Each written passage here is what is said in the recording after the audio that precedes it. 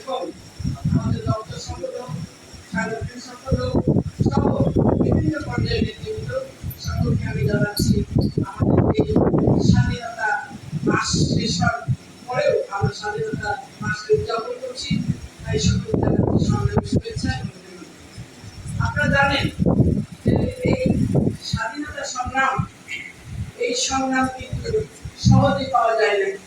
এই জন্য আমাদেরকে অনেক ত্যাগ করতে হয়েছে। আপনারা জানেন স্বাধীনতা সংগ্রাম নিয়ে আজও বিতর্ক হচ্ছে।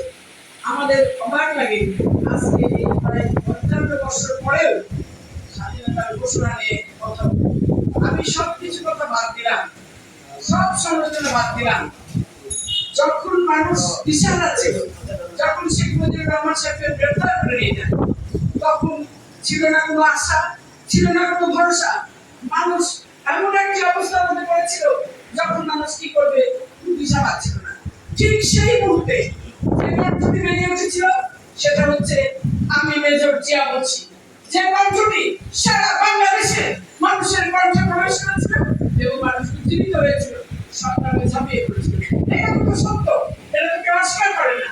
তাহলে কেন তাকে নিয়ে এত আমি আলোচনা হবে বুঝতে পারি না। যে আলোচনা আপনারা করেন না কেন, সত্যের কখনো অস্বীকার করা যায় না।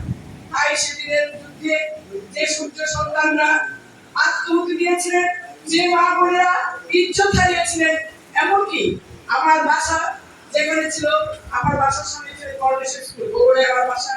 করোনেশন স্কুলে কবির মন্ডল সাহেব আমাদের মুক্তিযুদ্ধের ট্রেনিং দিচ্ছিলেন এবং সেই কারণে বাড়ির সঙ্গে লেগে লাগানো ছিল। আমি তার সঙ্গে জড়িত হয়ে পড়েছিলাম এবং যখন যুদ্ধের সময় শুরু হয়েছিল হামলা, তারা আমাদের বাড়িতে লুটোচুরি করছিল, তারা আমাদের বাড়িতে চলে আসছিল। ফলে আমাদের বাড়িটি পুড়িয়ে দেওয়া হয়েছিল এবং আমাদের হয়েছিল। আমরা বিভিন্ন জায়গায় ঘুরে বেড়িয়েছিলাম। এমনি করে সারা বাংলাদেশের মানুষ সেদিন একটি সময়ে কাটিয়েছে।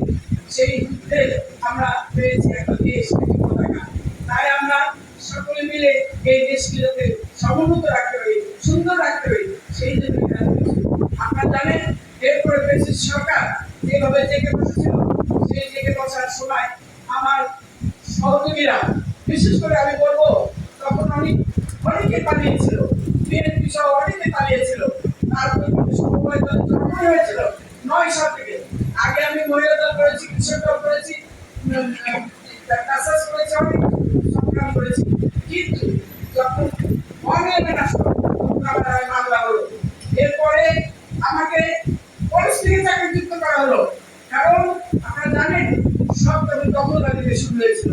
সেই সময় আমি চিন্তা করেছিলাম যে আমি সমবায় ফেডারেশনের চেয়ারম্যান ছিলাম, আমি তখন দেখেছি জিয়াউর রহমান সাহেব যেভাবে টিউবওয়েল, ডিপ টিউবওয়েল, সাড়ে টিউবওয়েল দিয়ে দেশকে স্বনির্ভর বাংলাদেশ করে গড়ে তুলেছিলেন। তখন কিন্তু দেখা গেছে এই স্বনির্ভরের সমবায় দলের কর্মীরা যেভাবে কাজ করেছে, তারা জিয়াউর রহমানকে অত্যন্ত ভালোবাসতো।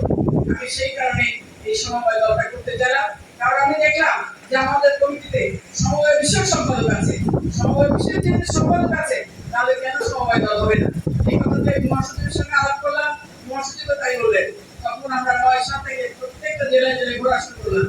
১০ সালে আমরা কমিটি করলাম। এইভাবে আস্তে আস্তে আমরা প্রত্যেকটা সংগ্রামে, বিশেষ করে আপনারা জানেন ১৩ সালে যে নির্বাচন হয়েছিল সেটাও এককভাবে নির্বাচন হয়েছিল। ১৮ সালে নির্বাচন অর্জন করেছিল আমরা। তারপরে যখন লাস্ট নির্বাচন, আমরা জানি